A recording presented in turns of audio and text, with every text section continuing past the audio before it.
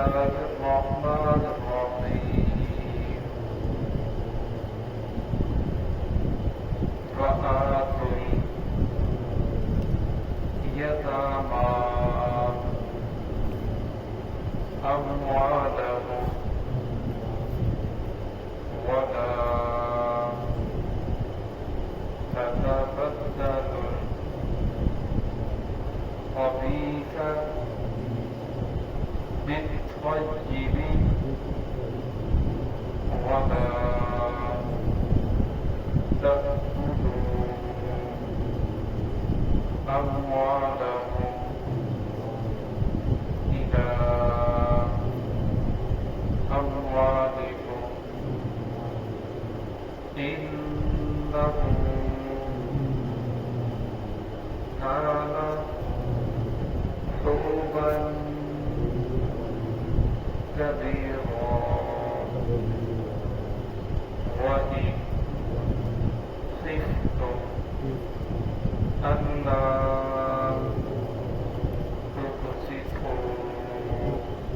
تقسطوا في اليتامى فانكحوا ما طاب لكم من النساء مثنى وثلاث ورباع فإن خفتم ألا تعدلوا فواحدة أو ما ملكت أيمانكم ذلك أدنى ألا تعودوا. بسم الله الرحمن الرحيم وآتوا اليتامى أموالهم ولا تتبدلوا الخبيث بالطيب ولا تأكلوا أموالهم إلى أموالكم إنه كان حوبا كبيرا وإن خفتم ألا تقسطوا في اليتامى فانكحوا ما طاب لكم من النساء مثنى وثلاث ورباع فإن خفتم ألا تعدلوا فواحدة أو ما ملكت أيمانكم ذلك أدنى ألا تعودوا. فآتوا اليتامى أموالهم اور عطا کرو یتیموں کو ان کا مال ولا تتبدلوا الخبیث بالطیب اور نہ تبدیل کرو ردی کو عمدہ کے بدلے میں ولا تأکلوا اموالهم نہ کھاؤ یتیموں کے مالوں کو الی اموالکم اپنے مالوں کے ساتھ ملا کر انہ کان حوبا کبیرا بے شک یہ بہت بڑا وبال بنے گا. وإن خفتم ألا تقسطوا في اليتامى اگر تمہیں خوف ہو کہ تم انصاف نہیں کر سکو گے پھر یتامہ یتیم بچے کے ساتھ نکاح کر کے فانکحوا ما طاب لکم بس تم نکاح کرو جو تمہیں پسند آئے من النساء عورتوں میں سے مثنی دو دو کے ساتھ مثنی تین تین ورباع چار چار کے ساتھ. فإن خفتم اور اگر تمہیں خوف ہو اللہ تعدلوا کہ تم ان کے درمیان عدل نہیں کر سکو گے فواحدۃ پھر ایک سے ہی نکاح کرو او ما ملکت ایمانکم یا جن کے تمہارے دائیں ہاتھ مالک ہیں یعنی تمہاری نوکریاں آبادیاں ذالک ادنیٰ اللہ تعودوا اور امید ہے کہ یہ انصاف کے زیادہ قریب ہے. اس پہلی آیت کے اندر اللہ رب العزت نے یتیموں کے حقوق بیان کیے.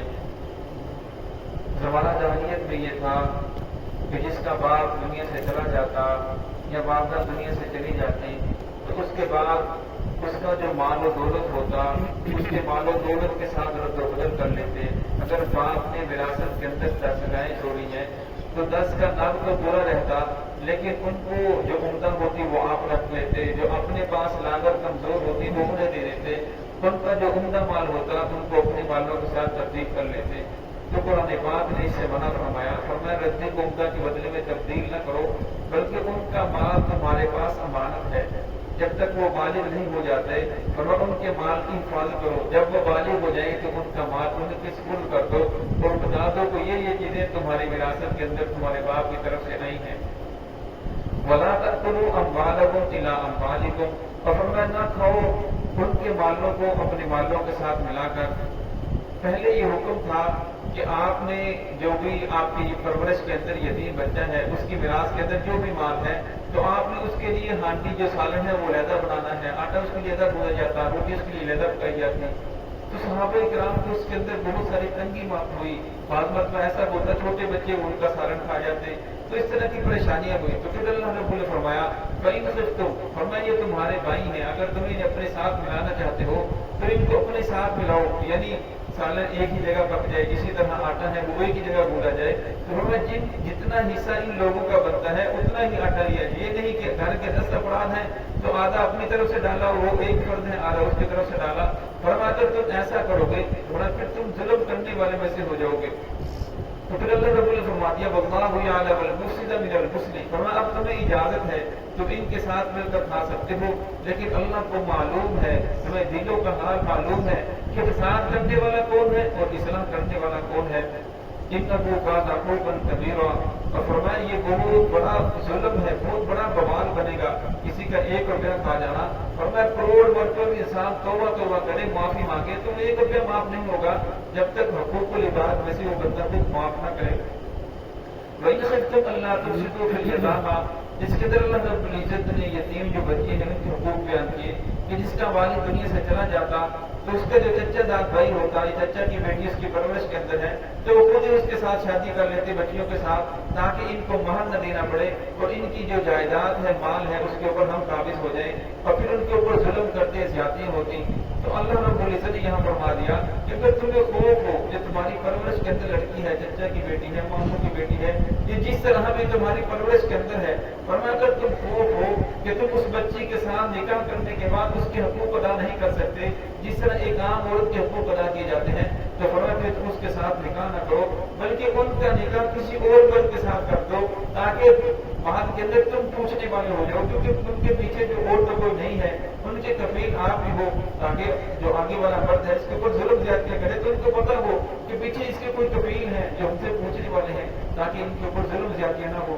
فرمایا اگر یہ تمہارے ہی نکاح کے اندر ہوگی تو پوچھنے والا کوئی نہیں ہوگا، تو لہٰذا تم ان کے اوپر ظلم زیادتیاں کرو گے. تو اس لیے فرمایا کہ اس بچی کے ساتھ تم اگر خوف ہو کہ انصاف نہیں کر سکتے پھر اس کے ساتھ نکاح نہ کرو. فَانكِحُوا مَا طَابَ لَكُمْ، فرمایا نکاح کرو ان عورتوں سے جو تمہیں اچھی لگے، جو تمہیں پسند آئیں، مثلا 2 کے ساتھ، مثلا 3 کے ساتھ، اور 4 کے ساتھ. اسلام نے اس چیز کی اجازت دی ہے کہ مرد کو 4 عورتوں کے ساتھ شادی کر سکتا ہے،